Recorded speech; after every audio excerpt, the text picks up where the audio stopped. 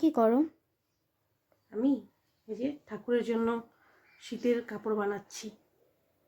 আর কি কি বানিয়েছো? অনেক কিছু বানিয়েছি, আরও অনেক কিছু বানাতে হবে। তো আমি কি কি বানিয়েছি দেখাচ্ছি। এই যে এটা বানিয়েছি গোপাল ঠাকুরের জন্য ফ্রক। এই হলো সোয়েটারের ডিজাইনটা, মানে আমি এরকম কোনো কিছু ভাবিনি, বানাতে বানাতে এই ডিজাইন চলে এসেছে। তো ঠাকুরের ইচ্ছা, ঠাকুর যেমন ডিজাইন পরবে, তো সেই জন্য হয়তো এই ডিজাইনই চলে এসেছে। আর রাধারানীর জন্য এই সোয়েটারটা বানিয়েছি। রাধারানীর এই সোয়েটারটা সবার তোমাদের কেমন লাগলো জানাবে কিন্তু।